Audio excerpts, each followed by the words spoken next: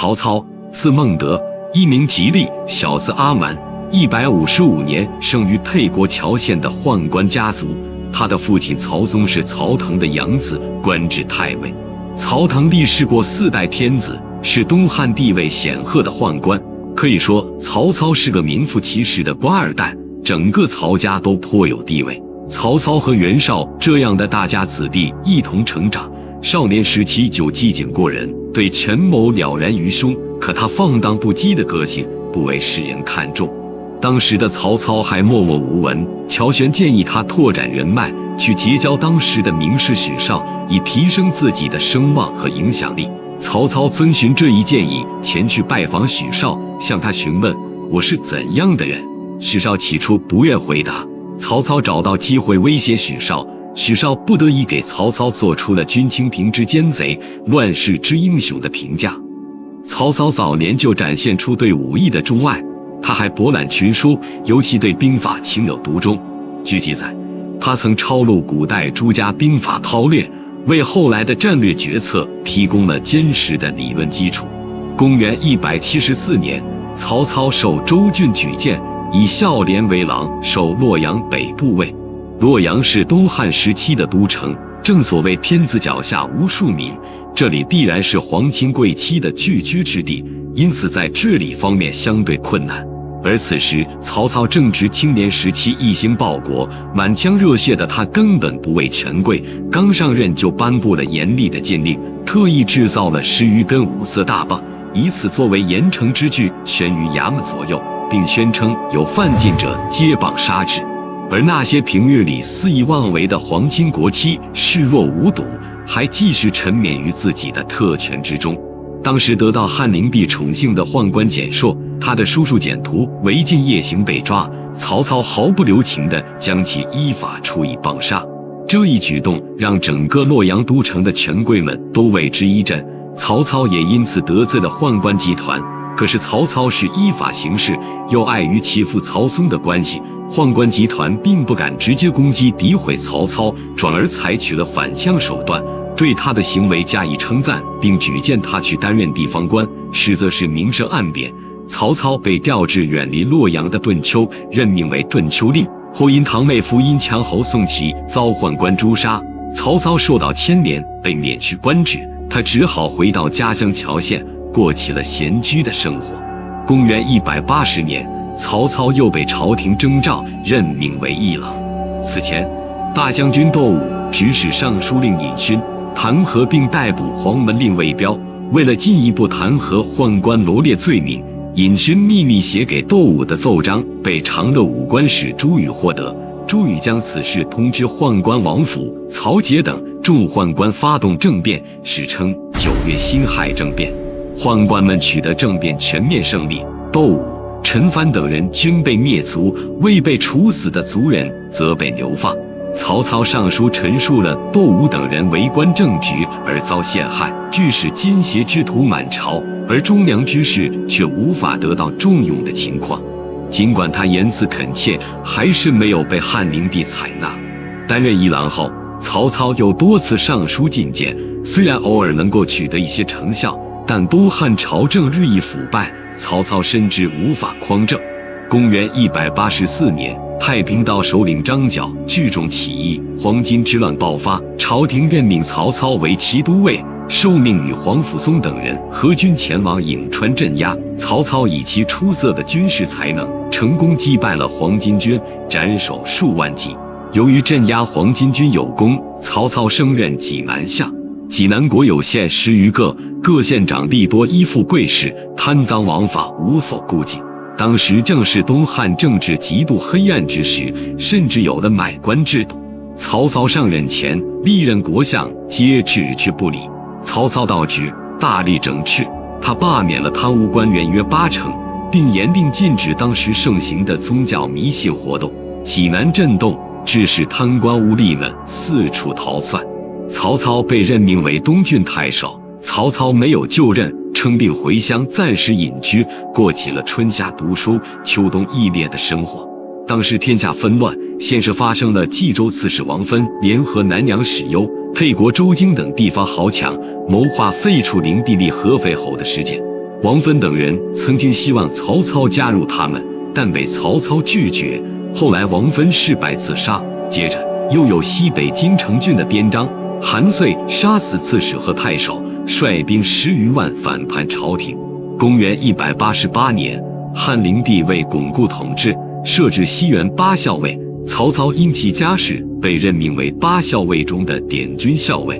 公元189年，汉灵帝驾崩，太子刘辩登基，和太后临朝听政。大将军何进想趁宦官失势狙击诛灭阉党，但是并没有取得太后的支持。于是何进剑走偏锋，召时任滨州刺史的董卓进京，准备胁迫太后同意。然而董卓尚未抵达京城，何进就被宦官下手谋杀。随后宦官石常氏也被袁绍等人诛杀。同年9月，董卓入京诛杀丁原，逼走袁绍，废汉少帝刘辩为弘农王，改立其弟陈留王刘协为汉献帝，又派人把弘农王母子毒死，自称太师，专擅朝政。为了稳定局面，董卓想拉拢曹操，上表奏请曹操为骁骑校尉。曹操见董卓倒行逆施，没有接受所封的官职，更名改姓，潜逃出京。至陈留郡后，曹操散家财，合议兵，倡议天下英雄讨伐董卓。当时天下英雄豪杰都以袁绍马首是瞻，而鲍信认为曹操才是拨乱反正的雄才。曹操拒绝袁绍谋立幽州牧刘虞为新帝的提议后，听从了鲍信的建议，避开袁绍新占的冀州，往黄河南边的兖州发展。公元191年，曹操率军前往兖州，当时黑山贼余毒、白绕、睢谷、于弗罗等10余万人攻击东郡，东郡太守王公无法抵御，曹操率军前去救援，在濮阳大破白绕。袁绍因此表曹操为东郡太守，屯驻东武阳。这时荀彧也投靠曹操，成为主要谋士之一。同年，孙坚北上，击败董卓后入驻洛阳，并得到传国玉玺。董卓大败之后，逃奔长安。公元192年，青州黄巾军大获发展，100万黄巾大军入侵兖州。兖州刺史刘岱不听济北相鲍信劝阻，与黄巾军交战被杀，举州惊恐。曹操部署陈宫前往昌邑，鲍信与周立、万钱等到东郡迎接太守曹操，推举他担任兖州牧。曹操与黄巾军交战于寿张以东，初期失利后，曹操急起补救，加强训练，赏罚严格，又不断使用骑兵诡计，昼夜进攻，最终逼退黄巾军。而鲍信在乱军中战死，曹操重金寻鲍信尸体而不得，只好雕刻其墓像，安葬祭拜。曹操追击黄巾，直到济北国，黄巾全体投降，获降卒30余万，人口100余万。曹操收其精锐，组成军队，号青州兵。这一支兵马在后来曹操称霸之路上功不可没。与此同时，汉献帝下诏使金尚为兖州刺史。曹操在金尚要赴任之际，率军攻击，金尚投奔袁术。公元193年，曹操屯军建成，此时盘踞在南阳的袁术被刘表截断了粮道。袁术率军北上，打算进攻兖州，联络了黑山贼余党以及于弗罗，屯驻封丘，并派遣将领刘降驻扎匡平。曹操出兵攻击刘降，袁术来救，被曹操击败。曹操乘胜包围封丘，在未完成包围之际，袁术突围，退驻襄邑。曹操追击，连战连胜，最后袁术退入九江至，曹操回军定陶。同年秋，陶谦攻打兖州东部泰山郡，使得曹操的父亲曹嵩被杀。为此事，曹操开始攻击徐州牧陶谦，打爆彭城陶谦不敌，退保盘县。曹操在徐州进行了大屠杀。公元194年，曹操以荀彧、程昱留守鄄城，再攻陶谦，并在单县大破。前来帮助陶谦的刘备，吓得陶谦差点逃回丹阳。此时，张邈、陈宫两人联合从事中郎许嗣、王凯等，奉迎吕布为兖州牧。吕布为当时的名将，与王允并计诛杀董卓。吕布占据濮阳、兖州郡县大部分都响应。等曹操回军时，占据地只剩下鄄城、范、东阿3县。曹操和吕布交战于濮阳，濮阳豪门田氏作为内应，大开城门迎接曹操。曹操誓言绝不退出，但被吕布反攻大败。吕布的一名军官抓住了曹操，却不认识曹操，曹操因此逃过一劫。曹操回营后，再度组织进攻，双方再战于濮阳，对峙100余天，双方粮秣用尽，于是各自撤退。公元195年，曹操在巨野大败吕布的部将薛懒、李丰等人，吕布与成功卷土重来。曹操伏兵出击，大败吕布，乘胜攻取定陶，吕布逃奔徐州。就在此时，汉献帝封曹操为兖州牧，曹操得到了朝廷的承认，也扎实地站稳了其第一个领地。7月，李傕与郭汜为了争权夺利，内斗不断，汉献帝趁机逃出长安，进驻安邑。公元196年，曹操听从谋士荀彧、毛玠建议，前往洛阳迎接皇帝。虽然汉献帝对曹操仍有疑虑，但是曹操势力击破黄巾军，表现出了关心社稷的忠心。公元197年，曹操北有袁绍战冀、并、幽、青4州，南有袁术占扬州，东南吕布占徐州，正南刘表占荆州，西边为是关中诸将，立有张绣屯驻于宛县。曹操以挟天子的政治优势东征西伐。公元198年，袁术攻刘备，以征徐州。刘备麾下的曹豹反叛，鼓动刚投靠刘备的吕布攻取下邳，刘备还军小沛，吕布嫌恶于此，出兵攻打刘备。刘备兵败，归顺曹操。曹操后代礼遇刘备，以其为豫州牧。刘备与曹操一同返回许都后，被任命为左将军。9月，曹操东征徐州，进攻一直与他为敌的吕布。在曹军攻势之下，吕布军上下离心，吕布部将魏续、宋宪等生擒成功，归降曹操。吕布见大势已去，下城投降。曹操将吕布、陈宫、高顺等人处死，收降吕布部将张辽以及泰山豪杰臧霸、孙观等人，初步控制了徐州。刘备跟从曹操还师许都。曹操与刘备煮酒论英雄后，刘备加入董承，谋划反曹。公元200年，反曹事迹败露，董承被杀，刘备遂袭杀徐州刺史车胄，占据徐州。不久，曹操攻下徐州，虏获刘备妻子，生擒关羽、夏侯伯。刘备逃到冀州，投奔袁绍。袁绍命大将颜良等人进兵白马，自率大军进屯黎阳，向曹操发动进攻。4月，曹操采纳谋士荀攸之计，吸引援军奋兵西向，然后突然转向，迅速赶往白马。援军措手不及，颜良被关羽斩首，援军大败，白马之围遂解。8月，袁绍大军进逼关渡，曹操分兵坚守营垒，两军相持近2个月。久战之下，曹操处境极为困难。10月，袁绍运来粮草万余车，屯于乌巢，派大将淳于琼等万余人看守。这时袁绍谋士许攸因向袁绍县偷袭许都之计不被采纳，却在河北的家眷犯法被抓，怀恨在心，投奔曹操，献计让曹操偷袭乌巢。曹操大喜，险卒出营。曹操军至乌巢，命四面放火，淳于琼据营死守。而当时袁绍认为这正是攻破曹操大营的好机会，以重兵围攻曹操大营，只派轻骑去救援。曹操大破援军，斩淳于琼，尽凡其粮草。曹营未脱，乌巢败事已传来，大将张合、高览等人率部投降曹操，援军溃散。袁绍弃军逃回黄河以北。官渡之战奠定了曹操统一北方的基础。公元202年，袁绍去世，他最喜欢的三子袁尚继承大将军、冀州牧之位，与兄长袁谭内斗不断。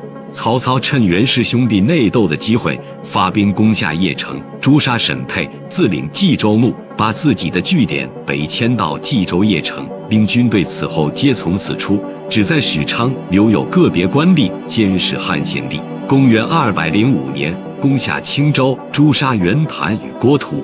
公元206年，攻灭高干，平定并州。公元207年，曹操征讨乌桓，诛杀蹋顿，谋士郭嘉病死在行军途中。袁尚、袁熙兵败后逃往辽东，被太守公孙康所杀。至此，经过7年的战争，曹操彻底消灭袁氏集团，完全占据冀、并、幽、青四州，并征服乌桓。自此，曹操掌控了中原地区，基本统一中国北方。公元208年，曹操废三公，恢复丞相制度，被任命为丞相。7月，曹操亲统大军10余万南征荆州，企图先灭刘表，再顺长江东进，击败孙权。8月，荆州牧刘表病亡，次子刘琮请降。9月，刘备在长坂坡被曹军重创，孙权、刘备两家在鲁肃和诸葛亮等人的努力下组成联盟。孙权命都督周瑜率军3万，与刘备的2万人马组成联军抵抗曹操。12月，周瑜用诈降之计命大将黄盖率小战船10艘，上装柴草，灌以膏油，船头钉上大钉甲称投降，向北岸而进至离曹营2里之处时，各船一起点火，借助风势向曹军冲去，曹军大败，舟船被烧。曹操率军从华容道撤回江陵，撤军北还。曹操于赤壁之战中败于孙权和刘备联军，损失惨重，形成三国鼎立的雏形。赤壁战败后，曹操采取措施稳定内部，并下求贤令，提出不拘品行、唯才是举的用人方针，网罗天下人才。公元211年，曹操以伐张鲁之名，遣曹仁、夏侯渊等统帅大军与钟繇会师于关中，此举引起关中诸侯的惊疑。马超等10部起兵联合反曹，曹操依贾诩离间之计，引起马超、韩遂等人相互猜疑，一举击溃关中联军。马超等人各自走还凉州。曹操率军撤回，命令夏侯渊督众将继续西征。随后，马超在陇西卷土重来，先后攻下陇西各地，但是最后复夺凉州未成，兵败逃奔汉中。曹军在数年之内逐马超，破韩遂，灭宋建，横扫羌氐、虎步关右，凉州地区基本平定。公元212年，汉献帝准许曹操参拜不明，入朝不趋，见履上殿，如汉丞相萧何故事。公元213年，曹操起兵号称40万，亲自南征孙权。正月，曹军攻破孙权设在江北的营寨，生擒攻孙阳。孙权亲率军7万前至濡须口抵御曹军，相持月余，各无所获。曹操见难以取胜，遂撤军北还。5月丙申日，汉献帝册封曹操为魏公，加9锡，建魏国，定国都于邺城。魏国拥有冀州10郡之地，至丞相、太尉、大将军等百官，拥有完整的封国体系。其领地广及魏郡、河东郡、河内郡等10个郡国。超过西汉初年的刘姓宗室藩王，更加违背七国之乱和推恩令后诸侯封地不得超过1郡的汉制。公元215年，曹操见刘备已得益州，而汉中是益州门户，刘备必然要攻取汉中，于是曹操抢先一步，率10万大军亲征汉中张鲁，张鲁不敌而降，曹操取得汉中属地。期间，孙权又为合肥，曹将张辽率军取得胜利，史称逍遥津之战。公元216年，汉献帝册封曹操为魏王，邑3万户。魏在诸侯王上，奏事不称臣，受诏不办，以天子刘勉、车服、旌旗、礼乐交祀天地，出入得称锦地，宗庙、祖、腊皆如汉制，国都邺城，王子皆为列侯。公然违反汉高祖所定非刘氏而亡，天下共击之的白马之盟。公元217年，汉献帝又赐予曹操王冕10有2流，乘金根车，驾6马，设50副车。曹操以武关中郎将曹丕为魏太子。曹操名义上虽仍为汉臣，实际上掌握等同于皇帝的权力和待遇，权倾朝野，汉朝已经名存实亡。此时，曹操任命夏侯渊为征西将军，曹仁为征南将军，欲取荆蜀之地。从公元217年起，刘备率军大举进攻汉中阳平关，汉中之战爆发。公元218年，曹操亲率大军坐镇长安，同时边塞硝烟再起，曹彰、田豫北征，大破乌桓，鲜卑联军。镇守汉中的夏侯渊与刘备相至1年，曹军守将夏侯渊、张合、徐晃多次击退刘备军猛烈攻势。公元219年，刘备亲自领军和黄忠奋进合击，于定军山斩杀征西将军夏侯渊。至此，汉中为刘备取得。同年3月，曹操亲自挥军欲夺回，一度召集抽调镇守北方的曹彰20万大军增援，但是都为刘备所败，曹军无功而返。刘备便派刘封、黄忠、赵云等将昼夜不停攻击曹军。至5月，曹操便撤退至长安，刘备攻下房陵，派刘封顺沔水攻占上庸。7月，刘备在汉中自立为汉中王，封关羽为前将军。关羽起荆襄之兵，大举北伐襄樊，进一步围困曹军大将曹仁、满宠的残军于樊城，史称樊城之战。10月，曹操来到洛阳，欲迁都以避其锋芒。司马懿、蒋济等人劝阻，认为孙权必然不愿看到关羽做大。孙权果然自请袭击关羽后方。曹操并召集驻守合肥与孙权对峙的张辽军队，在汉中监视巴蜀的徐晃军队等，并且亲自由洛阳领军往樊城救援。曹仁与徐晃军一同击退关羽。12月，往南退军的关羽被占领江陵的孙权俘虏后处斩。孙权将关羽的首级送到史都，曹操以诸侯之礼安葬。襄樊战役至此结束。公元220年，曹操病逝于洛阳，终年66岁。曹操临死前留下遗令，提倡薄葬。根据曹操的遗嘱，被安葬于邺城西郊的高陵，与西门豹祠相近。曹操去世后，以魏王后的命令拜太子曹丕继承曹操为魏王，下令大赦天下罪犯。不久，夏侯惇、程昱、黄忠等人先后去世。同年10月，曹丕篡位，迫使汉献帝退位禅让，建立曹魏，年号黄初，定都洛阳，封刘协为山阳公，追尊曹操为太祖武皇帝，庙号为太祖，改封汉朝的诸侯王为松德侯，列侯为关中侯。